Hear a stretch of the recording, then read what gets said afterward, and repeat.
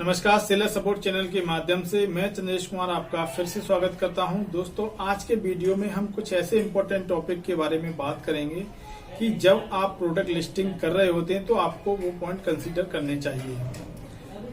Basically होता क्या है कि बहुत सारे लोगों की मेरे पास अभी रिसेंटली क्वेरी आ रही है कि सर हमने सेलर अकाउंट क्लियर कर दिया है और सारा कुछ सेटअप कर लिया है, प्रोडक्ट वगैरह लिस्टिंग हो गई है, लेकिन हमारे अकाउंट पर यानी हमारे सेलर सेंट्रल पैनल से सेल्स नहीं निकल रही है। ठीक है, तो सेल्स क्यों नहीं निकल रही है, क्या रीजंस हैं? कुछ हमने उनके अकाउंट को एनालिसिस भी किया है, तो ज्यादातर हमने देखा है कि उनकी जो लिस्टिंग हुई है उन्होंने कुछ चीजें वहां पे मिसिंग करी है। ठीक है, और वही प्रॉब्लम्स आप रिपीट न करें, इसके लिए मैंने आपके लिए कुछ पॉइंट्स यहाँ पे निकाल के रखे हैं।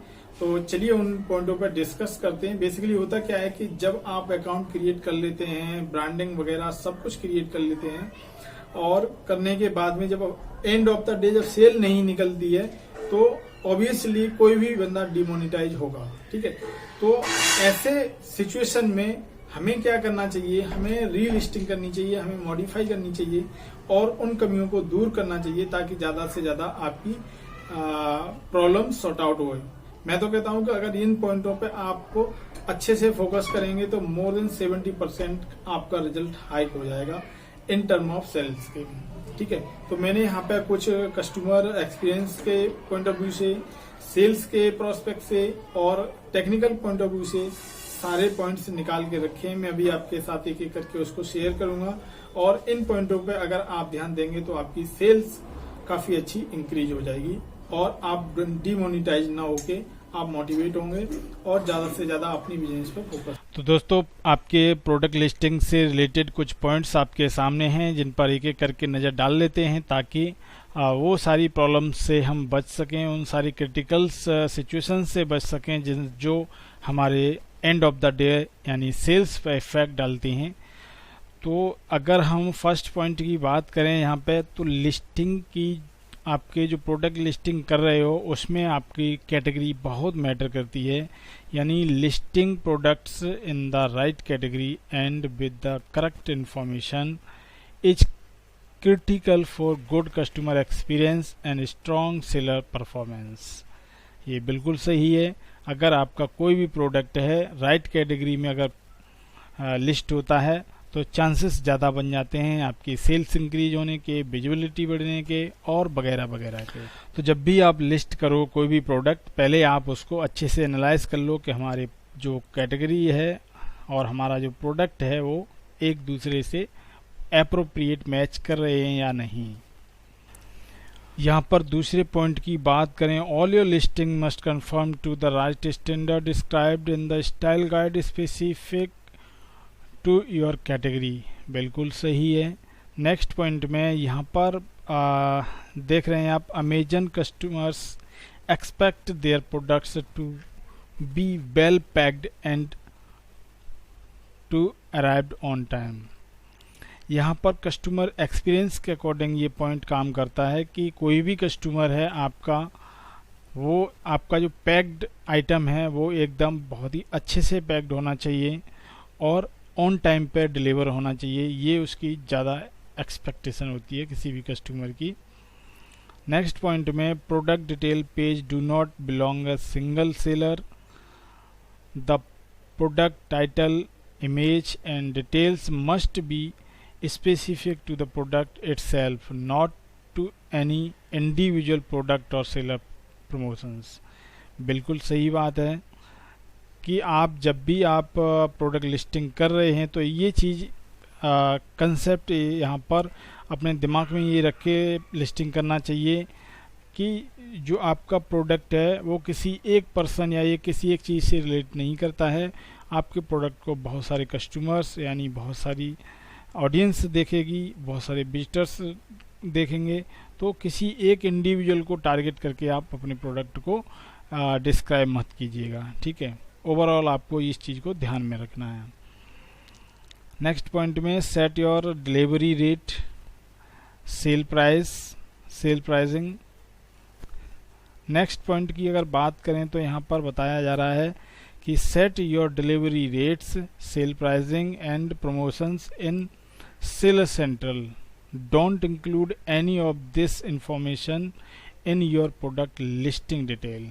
यानी जो डिलीवरी का रेट है, शिपिंग रेट है या और कोई कॉस्ट आपकी है, तो वो आप डिटेल में लिस्टिंग की डिस्क्राइब में नहीं आपको डालना है। बाकी आप सेलर सेंटर पैनल पे आप ये चीज़ें अलग से, इसका एक सेक्शन होता है, वहाँ पे अगर आप मेंशन करेंगे तो वो वहाँ पे कंसीडर की जाएंगी।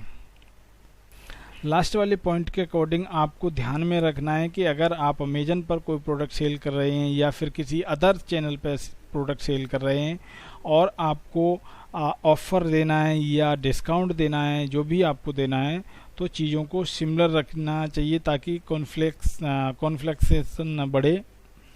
चीज़ों को सिमिलर रख के ये चीज़ें ध्यान में रखना है कि अगर आप किसी और चैनल पर प्रमोशन दे रहे हैं तो आप अगर अमेजन पर नहीं दे रहे हैं तो आपकी सेल डाउन हो जाएगी, क्योंकि कस्टमर वहाँ पर भी आपके चैनल पर विजिट कर सकता है और वो अमेजन पर भी विजिट कर सकता है। तो ये चीज़ें भी आपको ध्यान में रखनी है।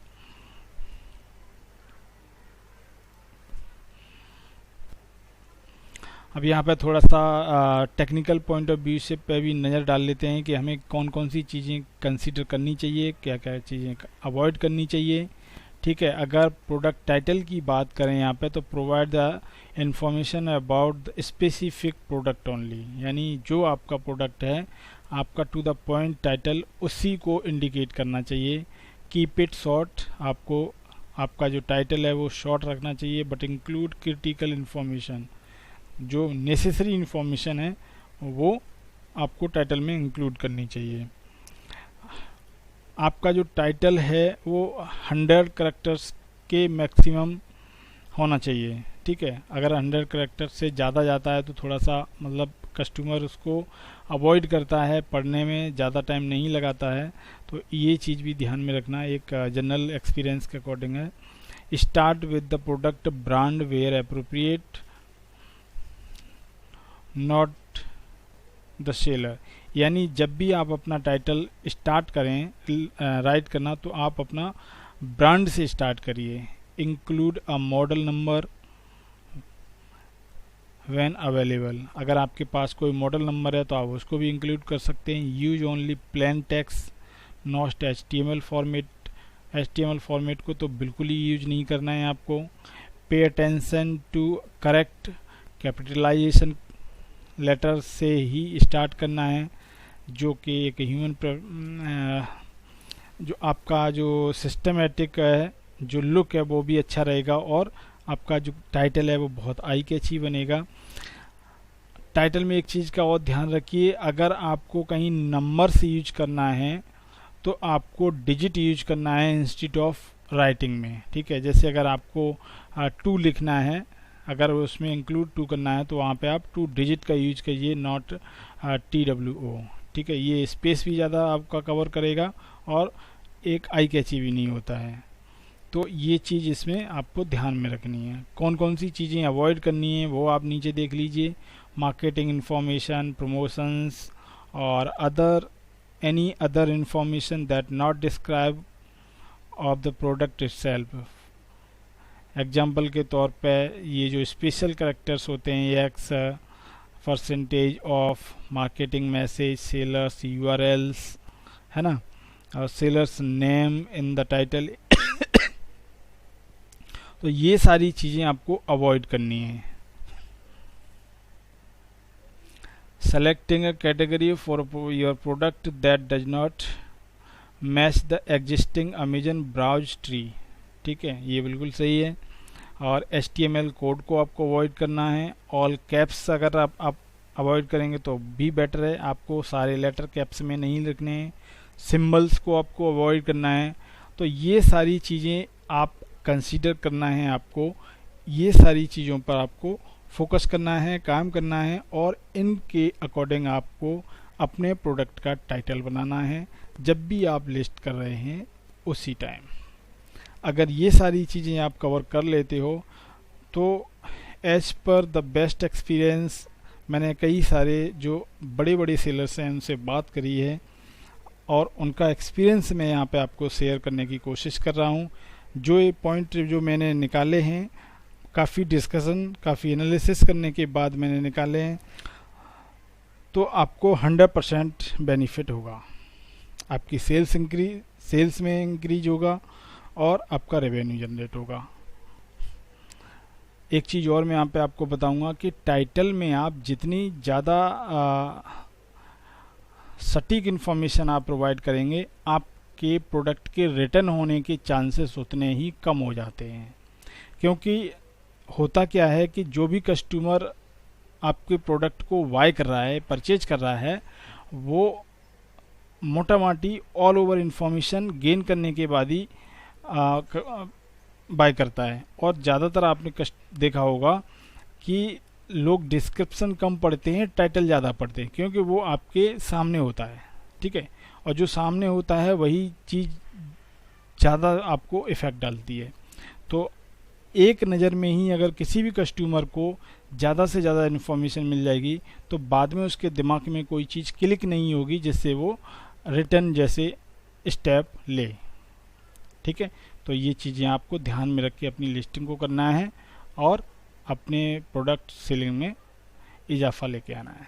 तो आज के लिए दोस्तों बस इतना ही। मिलते हैं नए टॉपिक में और नए वीडियो में नए टॉपिक के साथ में। और तब तक के लिए आप अपने लिस्टिंग वगैरह का ध्यान रखिए अच्छे से, ठीक है। अगर कोई प्रॉब्लम आती है तो आप हमसे कंसल्ट कर लीजिए। Thank you.